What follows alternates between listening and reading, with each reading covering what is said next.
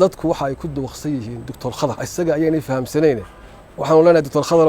bal inta aanad salafiyiinta iyo suufiyada isfahamsiin adigu waxa weeye faham Dr. Khadar rag badan baa la jooga rag badan oo aan isleeyahay malaha khibrad bay ku dhaamaan de waxa weeye suufiyada oo isagu suufiyaba mu arage inta badan wuxuu la baran jiray oo wadaadadu wax la baran jiray isagoo yarna uu ka tagay wadanka bal wixii uu day ku khaldan yahay de ka qabta ila idinka laftiina waxa weeye tusbaxuun buu idin dhiibayo tusbaxuun bad ku mashquulsan tihiin de hadii gugu idin siyaada tusbax la idin dhiibayo suufiya la amaano uu maaragtay uu idin siyaadiyo Dr. Khadar waxa looga baahan yahay inuu dadka u muujiyo sidiiqiintu meesha joogaan suufiyada wadankeena joogna waynu naqaanaa waxa kale looga baahnaa in uu cadaalad sameeyo salafiyiinta oo la yaqaano inay yihiin kuwa ugu badan ee radiya kana hadla shabaabka ummadana dadkii fahamsiiyay shabaabka ayaa waxa uu ku laray oo uu yiri waxa weeye salafiyiintu shabaabka ay isku koox yihiin isagoo xujo ka dhigtay inay kutubta ay wadaagaan hadday xujo noqonayso kutub la wadaagaa de nimanka la yiraahdo khawaarijtu amba shabaabku Bukhariga iyo Muslimkaba waa ay wataan Quraankana way dhigtaan marka hadii ay tahay arintu kutub la wadaagayo in wax lagu in la isugu mid noqdo de Bukhariga iyo Muslimkaba way dhigtaan kuwaaba way la wadaagaan de waxa weeye arinku marka miyaanu noqonayn marka ay la mid yihiin oo idinka laftiina marka ay la mid noqdaan alxamdulillah wassalatu wassalaam ala nabiyina ashrafil mursaliin nabiyina muhammadin wa ala alihi wa sahbihi sallim tasliman kathira amma ba'd ilahi ya muhaddis kale awalan wa akhiran mahad ilahi bacdigeed waxaan maanta doonayaa inaan ka hadlo ruuxantii anigu aan jecleen marka hore inaan ka hadlo laakiin waxaan doonayaa inaan ka hadlo arin bariyahan dambe dadku ay isla dhex wareegayeen arintaas oo ahayd kelmadii uu jeediyay Dr. Khadar ee ugu dambeysay markii uu xaadiray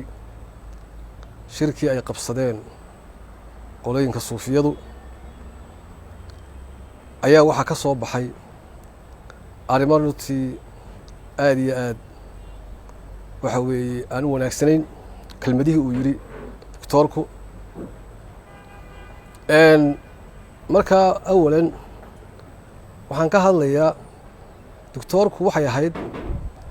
in maadaama uu meel xaadiray isaguna uu ku xaadiray doonidiisa dabadeetana qolooyinkii warbaahinta u joogay meeshu ay wax yiraahdeen waxay ahayd in markuu hadlayay de inuu qofkii warbaahinta khaladka ka sheegay uu la hadlo laakiin waxay arintii keensatay inuu warbaakii la hadlayna wax ka sheego dad badanna uu talaabo markii aan dhageystay hadaladiisa waxa iga muuqday dhowr umurood awalan doctorka ficilkiisa iyo qowlku ku hadlayo iskhilaafsan doctorku waxa uu culimada ugu nasteexeeyay inaanay ummadda amba caamada aanay waalin aanay khalkhal galin sida siyaasadda oo kale ay siyaasiyiintu sameynayaan doctorkuna isagii baa bilaabay khalkhalka iyo wareerka uu wareerinayo dadka maaragtay uu ku sheegay caamada maxaa yeelay hadalkiisu waxay ahayd inuu ku ekaado oo de ninka isagu markaa wuxuu aaminsanaa ku hadlay ee wariyaha ahaa inuu markaa radiyun bay ahayd laakiin waxay noqotay arintii inuu waxa weeye uu waxyaabo kale uu u boodo halkaana waxaad arkaysaa marka doctorku inuu iskhilaafsan yahay qowlkiisa iyo ficilkiisa dadka khalkhalgalina iyo isagii khalkhalkii iyo bilaabaya muxuu ahaa inuu dad weeraro kalaamkiisa waxaa ka muuqday cadaalad la'aan maxaa yeelay suufiya markii uu ka hadlayay u ammaanay oo wuxuu yidhi suufiyada waxaa ku jira dad sidiiqiina salafiyada markii uu ka hadlayeyna wuxuu ku laday shabaabka waxay markaa ahayd inuu cadaalad sameeyo sida suufiyada uu ammaanay uu salafiyiintana ammaantooda uu sheegay suufiyiintii uu ammaano wuxuu ka dhigay sidiiqiin doctorka waxaan weydiinaynaa marka hore bal qolooyinka sidiiqiinta la yiraahdo ee suufiyada wadankeena jooga waxa qofku markuu hadlayo وإنه كهضلو وحوافقسن الواقع دكتوركم مركب waxa uu leeyahay suufiyada wadankan joogta ayaa sidiiqiina oo amaanta uu la tulfuulay Dr. Khadar waxa looga baahan yahay inuu dadka u muujiyo sidiiqiinta meesha joogaan suufiyada wadankeena joogna waynu naqaanaa waxa kale looga baahnaa in uu cadaalad sameeyo salafiyiinta oo la yaqaano inay yihiin kuwa ugu badan ee radiya kana hadla shabaabka ummadana dadkii fahamsiiyay shabaabka inay yihiin salafiyiintu ay dadka oo dhani caamadu ay taqaano oo salafiyiintu dadka diintoodana inay u wanaajiyaan adduunkoodana inay u wanaajiyaan inay ka shaqeeyaan ummadda oo dhan ay taqaano ayaa waxa uu ku laray oo uu yiri waa koox kamida waxa weeye salafiyiintu shabaabka ay isku koox yihiin isagoo xujo ka dhigtay inay kutubta ay wadaagaan hadday xujo noqonayso kutub la wadaagaa dee nimanka la yiraahdo khawaarijtu amba shabaabku Bukhariga iyo Muslimkaba waa ay wataan Quraankana way dhigtaan marka hadii ay tahay arintu kutub la wadaagayo in wax lagu in la isugu mid noqdo dee Bukhariga iyo Muslimka way dhigtaan kuwaaba way la wadaagaane dee waxa weey arinku markaa miyaanu noqonayn markaa inay limid yihiin oo idinka laftiina markaa inay limid noqdaan arintu maaha kutub la wadaago arinku waxa weeye fikir weeye qof baa waxa laga yaabaa intuu Bukhariga wato inuu sida uu u fahmay ay khaldan tahay oo aanay saxsanayn oo dabadeetana Bukharigiina uu wata arinta laga hadlaya waxa weeye nimanka fikirkoodu waxay doonaan wataan fikirkoodu waa khaldan yahay haddii kutub la sheegayna dee Bukhariga iyo Muslimkiiba way wataan oo kutub cid lagu noqon karo waxa ka muuqda kalaamka maaragtay wuxuu ka digay دكتورku xagjirnimada waxaan moodaa isaga laftiisu inuu xagjirnimadii ku dhacayo dadku waxaan dad wax walaalihiis ah oo waxa weeye salafiyiin ah inuu waxaanay ahayn uu ku lamaaneeyay oo waxa weeye dadka uu tusiyay inay yihiin waxa weeye qoladaasi ay isku kutub yihiin qoladii ay ka digayeen maalin iyo habeenba waxa kale oo ka muuqda kalaamka doctorka inuu yiri ha isfahmaan salafiyada iyo suufiyadu horta waxaan ku sheegayaa doctorka salafiyada iyo suufiyadu way isfahamsan waxaan anagu isku haynaa waa aqiido iyaguna wayna fahamsan yihiin waxaan nahay anaguna waanu fahamsanaa suufiyo inaanu aqiido isku haysano oo aanu leenahay aqiido waxay aaminsan yihiin baa khaldan iyaguna way aaminsan yihiin iyaguna waxay yaabaha aanu anagu ku diidano inay iyaguna waxa way aaminsan yihiin way ogyihiin marka horta anaga iyo suufiyo waan isnaqaanaa hatta waxa weeye shacabku way kala yaqaanaan suufiyada iyo salafiyada oo haddii maanta nin caami masaajid uu soo galo wuxuu oranayaa maanta waxay soo waaniyay mid suufiya maanta waxay soo waaniyay mid salafiya maanta tabliiqi baan soo waaniyay way kala garanayaan oo maanta salafiyadu suufiyo way taqaanaa waxa ay yihiin bay garanayaan iyaguna wayna yaqaanaano de waxa weeye dadka aanu nahay way garanayaan marka maanta lama isfahmaya manihin laakiin dadku waxa ay ku dawaqsan yihiin Dr. Khadar oo isaga ayay fahamsaneen waxaan leenahay Dr. Khadar bal inta aanad salafiyiinta iyo suufiyada isfahamsiin adigu waxa weeye faham oo waxa aad fahamtaa diinta islaamka faham ayaa maaragtay marka lagaaga baahan yahay qodobka kale ee waxa weeye u baahan in laga hadlo waxa uu doctorku yiri oo ku hadlay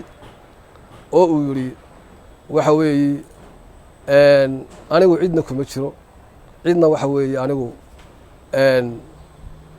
kama midihi cidna imay qoran horta dee maanta cid soo qortaa ma jirto laakiin meesha la isku miisaamo waa fikirka uu qofku fikirka uu aaminsan yahay haddii uu yahay fikir shabaab ah oo in wadanka la qarxiyo ah amniga laga hor yimaado ah hadduu ninku markaa fikirka noocaas aaminsan yahay dee wuxuu noqonayaa qolooyinka maanta ummadda muslimiinta baabisay ayuunbuu la mid noqonayaa haddii uu fikir kale aaminsan yahayna dee sidaasunbuu noqonayaa marka waxa weeye annagu dowlooyinka aanu ka wadno masjid rashiid dadku way garanayaan waa la yaqaanaa waxaanu ku wadno iyo diinta sidaanu u wadno dadka oo dhan waa ay garanayaan